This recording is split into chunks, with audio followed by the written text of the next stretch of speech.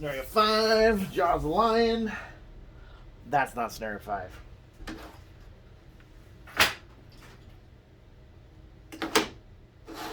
That's Scenario 5. Can your terrain do that? Mine can.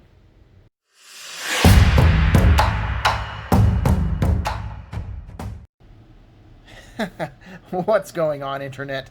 Lambo here, coming to you again from the Nerdery, bringing you another overview of a Jaws of the Lion Gloomhaven scenario, Scenario 5, A Deeper Understanding. So, spoiler alert, if you don't want to see what's in A Deeper Understanding, don't watch the video.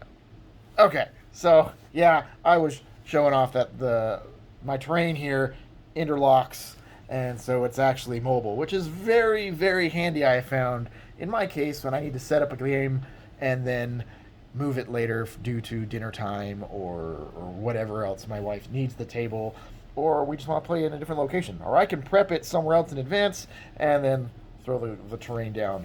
For me, that makes my life great. But my good buddy and partner Jay Carter, or Bravo Gaming, he actually doesn't like to use the clips when he sets up his terrain, because he doesn't like the time it takes to clip them. So that's a personal preference. But anyway, okay, so obligatory overhead shot. Level of Scenario 5, Jaws of the Lion, Deeper Understanding.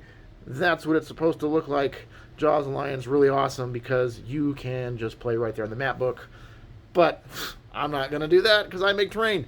So this is my Scenario 5, A Deeper Understanding, made from Talisman Saber terrain, which is terrain that I designed and printed and painted, and with Jay Carter, we market this stuff to people who don't want to do that for themselves. Okay, so we'll get into what's going on here. You've got the main terrain, which is the hex stuff, interlocks with open lock clips. We have a license for that.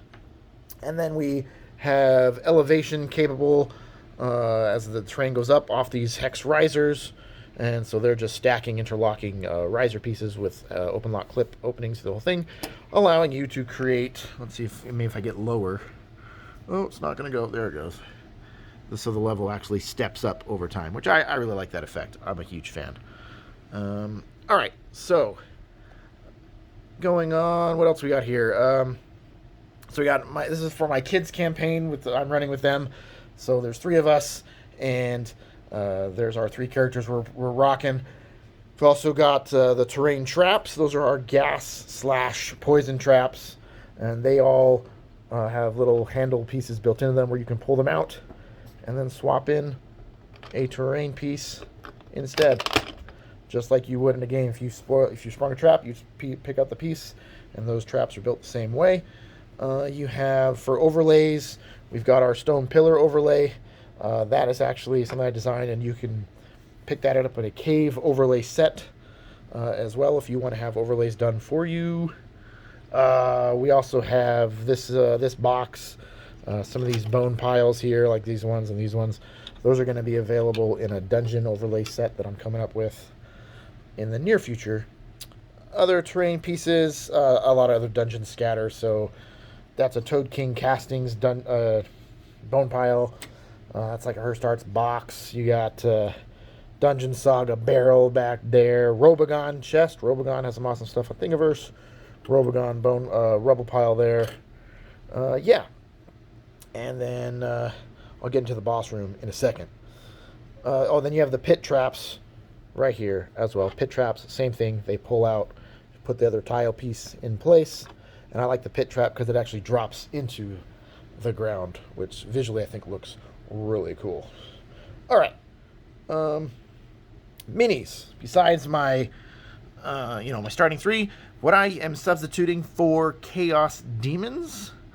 Over here we have, these are from a game called Dark Age, which I think is CMON, and they have a war game called Dark Age. I'm not sure if they're still making it actively. It looks like it was kind of on the way out, but maybe it isn't. I don't know. So those are their Zephyrs, Dragyri Zephyrs. So they come with this like little stat card, and they're resin casts that you can buy from them. Really fiddly to put together. When you're trying to assemble them, they do not assemble very easily, but when you finally get them done, I think they look really cool and make really nice Chaos Demons slash what are they? Night demons, I think, in Gloomhaven. I use it in the base game. I use them for the same thing. I haven't come up with my own unique model for those yet. I just am using that for both.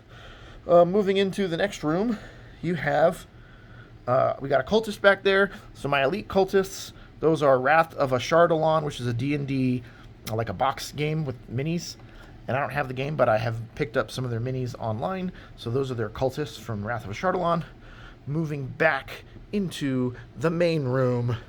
Let's see if we can get a little closer. Dun dun dun. You have your Frostgrave cultist there. I just dropped him. There we go. Frostgrave cultist make also excellent focus. Zealots. That's right. They're Zealots, not cultists. Cultists are from the base game. And then another elite and something I created on my own rendition of a Blood Tumor. And if you followed me for any length of time, you know that at least what I don't do is make minis. I've never modeled a mini, never done anything. What I do is make terrain. Also, I'd like to point out, you said doo-doo.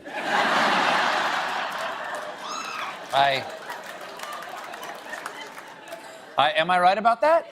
What I do is make terrain. Oh, yes, you did.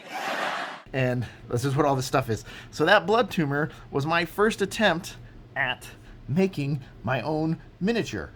And I found some stuff online. Wasn't too keen on stuff that was currently available. Created my own. And these are, it's a combination of some other files available on Thingiverse. And modeled by a guy named Grim Greeble, I believe. And he has some really cool futuristic sci-fi plants. And I've kind of combined those files, plus added an anatomically correct heart, which is this part right here with all the veins.